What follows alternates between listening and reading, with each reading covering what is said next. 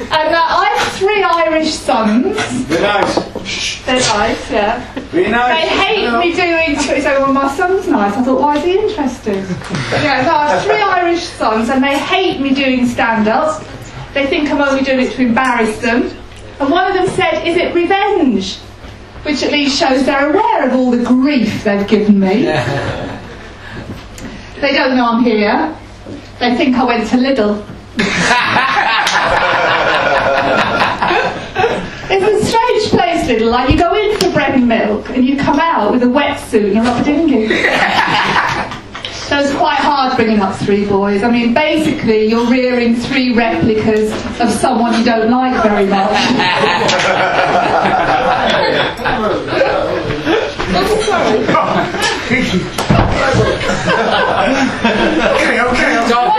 One thing my sons and I have in common, we all started growing facial hair at around the same time.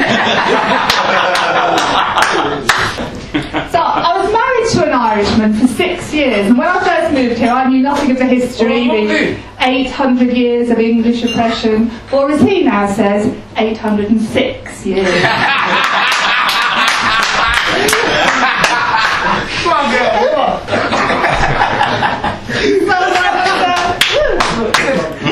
For a while there now, I wasn't having much joy in the bedroom.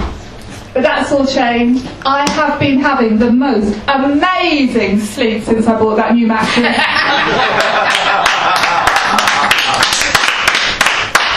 Got it in Lidl. I only went into the bin bag. I tell you, the most pleasure I get in bed now is from freshly laundered sheets. But I'm quite lazy about changing them. That's why I like staying in a hotel, you know, going away for a clean weekend.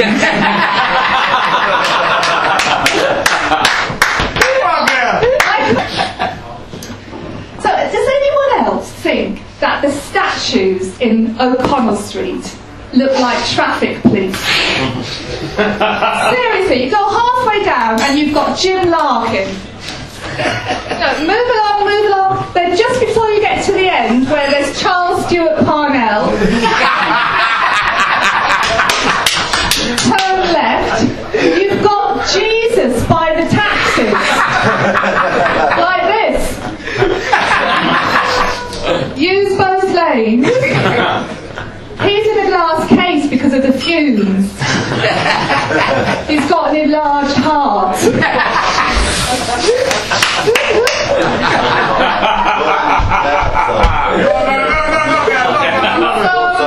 I got the train to Belfast last week, and I was sat opposite this young couple, and they hadn't been going out for very long, and he was telling her his dream, and she was listening. And that was how I knew they hadn't been going out for very long. Because there's nothing more boring, is there, than listening to the details of someone else's dream. Unless it's Martin Luther King. So there's very posh toilets on this train. Like, you press a button, door opens, press a button, door closes, you go in, and it's really spacious. So I'm sat on the toilet admiring all this, and then the door very slowly starts to open. And there's a queue of people staring in at me. And that's when I realised there was another button over by the door, now out of reach, marked lock. And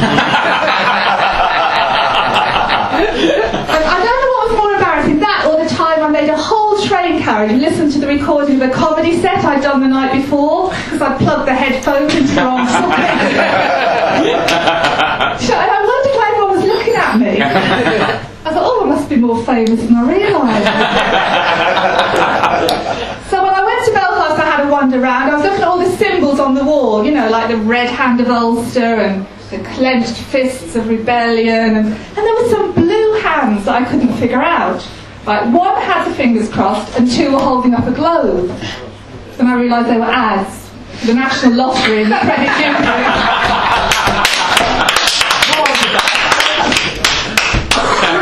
Fucking brilliant. Fucking brilliant.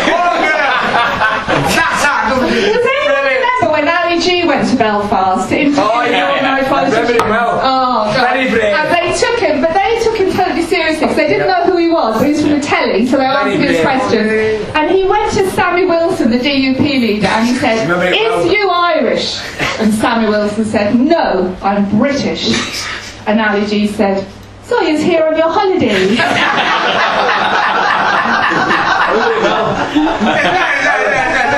you a batty man? So I like doing this stand-up. It's a surprise really, because when I was young I was very shy, and my mother would say, "Be more outgoing, be competitive, you've no killer instinct."